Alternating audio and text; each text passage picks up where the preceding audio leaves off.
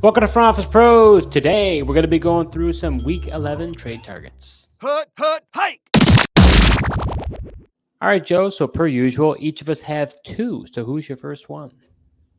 And my first trade target, I'm going to go to the running back position and go with running back Kenneth Walker, the third. And part of the reason is he's coming off of a bye, but the week before that, he had 25 carries against the Rams, 83 yards, also had 3 catches for 24 yards.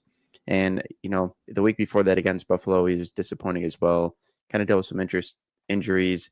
Feel like now coming off the bye could be a little bit forgotten. Could be an interesting time to go ahead and buy low on him. And he's got some decent matchups coming up, as far as running backs go. It got San Fran this week, and then after that, Arizona, the Jets, who've been really giving it up, Arizona again, into a couple of tougher matchups with the Packers and Vikings. But then, if your championship week is week 17, like most people now, he gets Chicago, which Chicago is actually grading out to be one of the weaker teams against the run right now as well. So his current value with Draft Sharks is sitting at 51. So, to put him behind guys like, Jonathan Taylor, Breece Hall, Evan Kamara's of the world, I think, just ahead of a guy like Josh Jacobs as well, I think he's somebody that you could go ahead and possibly, as tough as it would be, I do think I'd rather prefer almost at this point, might prefer to have somebody like Walker over Breece Hall, who's kind of been struggling wildly enough. And maybe even Jonathan Taylor. The Colts just don't seem to be sticking with the ground game as much as they should be. Well, and it's almost becoming one-dimensional with Flacco. He's not able to not turn over the ball. The team is then having to play from behind. So I like the Kenneth Walker pick, Joe. When you think about it, even though they have Zach Charbonnet and Walker, I always thought, and now this is a different head coach, but I always thought it could be 1A, 1B, and I thought that Charbonnet would be the guy who would kind of take over there. Not been the case. Really, it's just a one-man band. And we saw it when Kenneth Walker was out. Zach Charbonnet stole the show. And then when when Kenneth Walker came back, now it's Kenneth Walker again. So I would say, if you can depend on Kenneth Walker going forward. That's what I mean. And that's where, he's got some decent matchups here. Like if you're trying to make it into the playoffs, I think he's an interesting guy to go ahead and target and try to get and, ride the wave of some of these weaker defenses they get to face here. So my first trade target is going to be wide receiver Courtland Sutton of the Denver Broncos. Joe, this guy's been on an absolute tear these past 3 weeks. And, some would say I'm probably buying high, but I just wonder if you're the Courtland Sutton owner, are you actually buying it?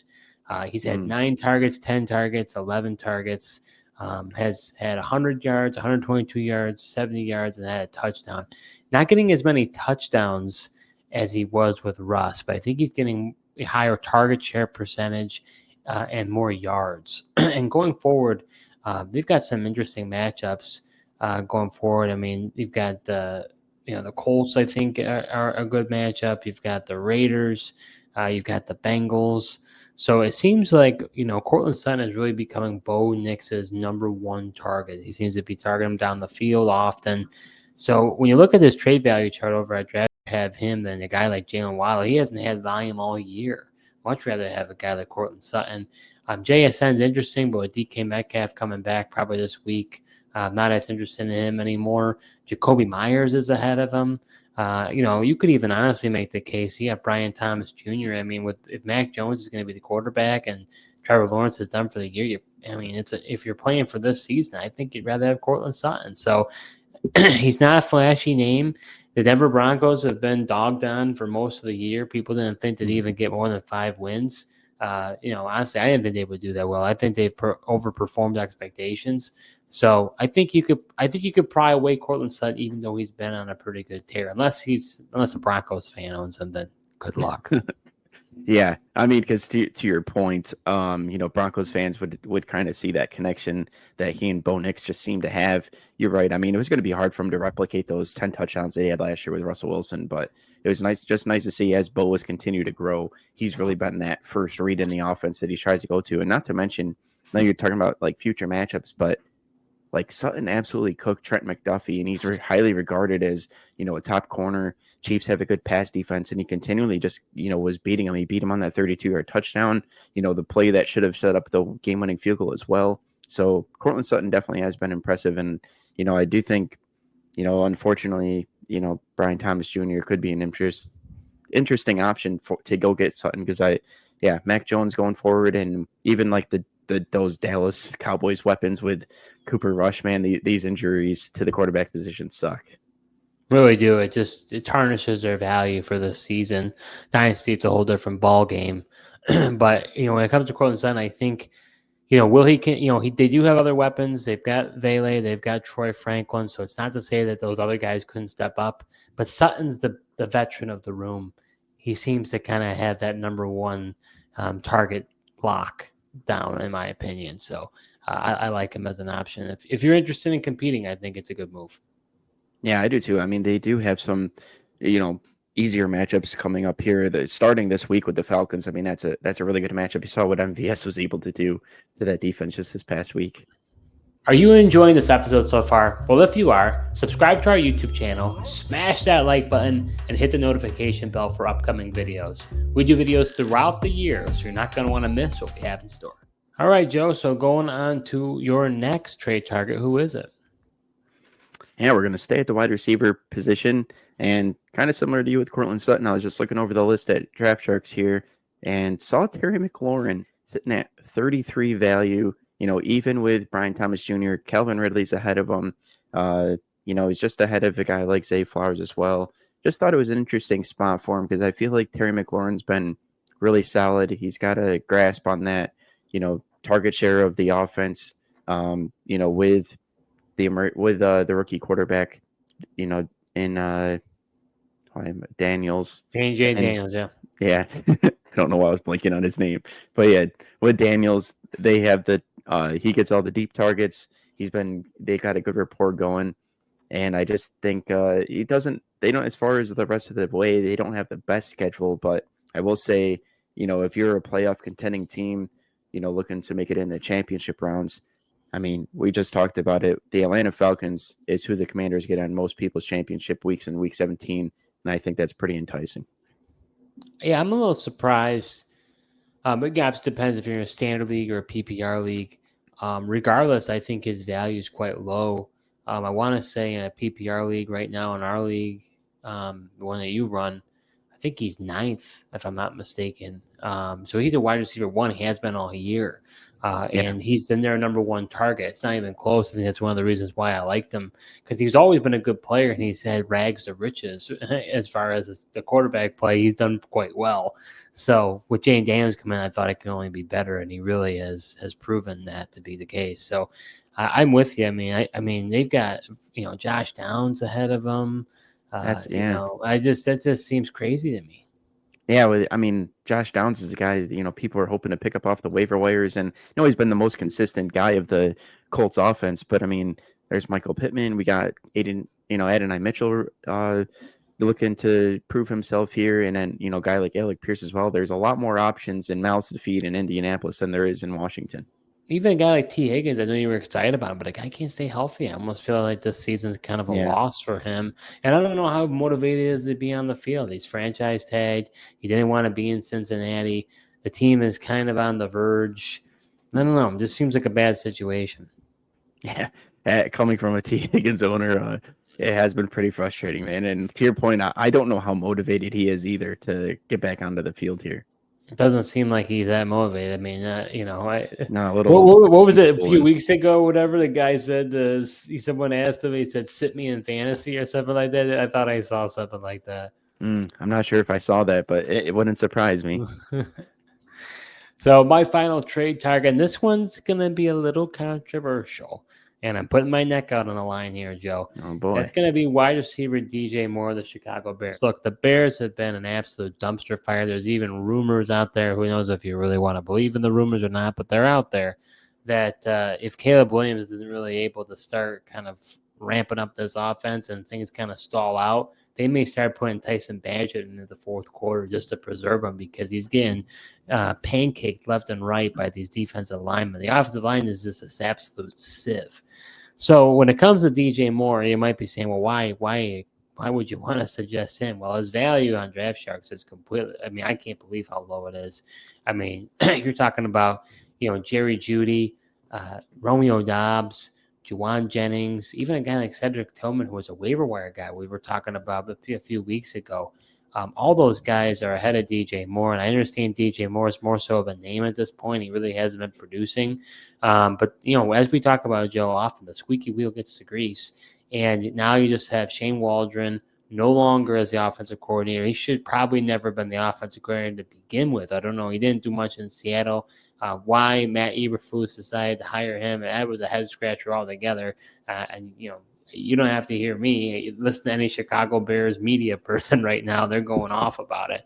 So now you got Thomas Brown coming in, which I think is a very intriguing offensive coordinator selection. I thought he could do really well in Carolina under the Frank Reich regime, and it didn't turn out that well. Obviously, I think he's from the Rams coaching tree back with McVay, and I think I saw something that even like there was some internal polling with the NFLPA or something of that sort, talking about how he was a top 5 offensive coordinator or something. Or people, I guess players revere him. I guess essentially what I'm trying to get at. So, just kind of like if you think about even the Bills last year. The Bills were kind of at the point where things were kind of rough around the edges. They decided to promote Joe Brady as offensive coordinator.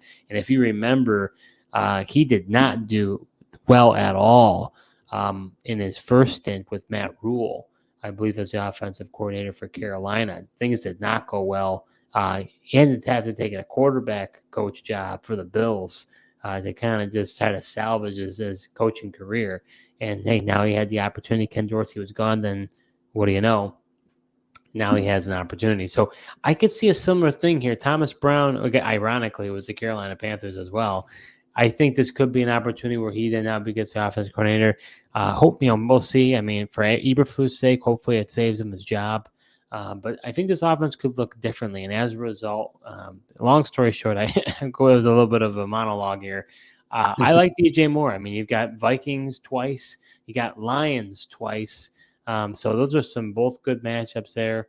Other than that, you've got Green Bay. That's not the best matchup to my knowledge, but you've got San Francisco, which doesn't scare me, or Seattle. So going down the stretch there, DJ Moore only needs one long play, and he's gonna get you double-digit points, and you'll be happy. So based on where his value is, which is absolutely in the basement, I'd say go get him. Yeah, I think he is an intriguing name because, I mean, we know the talent is there. I mean, we saw it. It just, like in Carolina, it was always there, just not consistent quarterback play. Justin Fields, really clicked with DJ Moore last year. And then for whatever reason, maybe it is a Shane Waldron factor. Caleb just hasn't been able to find him, but I think Jackson Smith and Jigba, before the season even started, told us everything we needed to know about Shane Waldron. And how excited he was not to have him as the OC, and there was change in Seattle. So I'm intrigued, and part of me would almost want to see Bagent, and I'm just curious to know how differently that offensive line would look, because there's also metrics out there saying they're not as bad as they are. And one of my concerns with Caleb Williams all along was how long he likes to hold onto the ball and ad lib, and I had a feeling it wasn't going to be able to work in the NFL, and so far it really hasn't. He's just maybe the new offensive coordinator. Somebody's got to drill it in there. Needs to just play on schedule, and I think DJ Moore could benefit by that. Oh, it was interesting. I was hearing a little bit of what Dan Orlovsky was saying, which basically he was saying it seems like the coaching staff was drilling in his head, you have to be a pocket passer, you can't be unorthodox. And now he's becoming less and less like who Caleb was, the fascination surrounding him. And I think I heard, it's interesting you mentioned it, I think I heard something, and I don't know if this is true. Fact checkers, you can check me out here. But I want to say I heard that Caleb Williams, out of any quarterback right now, he holds on to the ball the longest. Yeah. So that, proving to your point, it may not be all the offensive lineman's fault. He's trying to extend plays. That's what he was known for. All those flashy plays that he made he was extending, he was moving around the pocket. He was able to, dink and dunk and scramble around and be able to escape and make a huge play downfield. Just not able to do that in the NFL. and he hasn't learned that yet. Yeah. And I mean, I think I heard that he holds on to it like at least like 4.5 seconds is almost like his average time to throw, which you just don't have that time in the NFL. Plain and simple. Even if you have a really good offensive line, it's hard for them to block that long. Well, it sounds like, based on the scheme, and who knows, this might be overrated, but based on the scheme, Bears players just weren't getting open. So whether that's just an excuse, whether that's actually true, we'll find out, because obviously they needed a change. Now this new offensive coordinator comes in. It could be the spark that the team needs, and ultimately for your fantasy teams, what you need for DJ Moore. Yeah, I think kind of similar to what we saw with Joe Brady with the Bills. I think the guy, taking over, I think they need to run the ball more and take some pressure off of Caleb. And that's kind of what we saw Brady do with, Josh Allen last year. They just started running the ball. Josh Allen was making less mistakes, throwing it less. And I think that's what Caleb needs right now. He needs a run game to protect him. So that does it for this episode. We talked about 4 trade targets to go reach out to your league mates and go get them. You don't have much time left here. The hourglass, the sand is just dwindling down. Your trade deadlines are going to be coming here soon. So don't waste this opportunity. Thanks so much for tuning in, and until next time.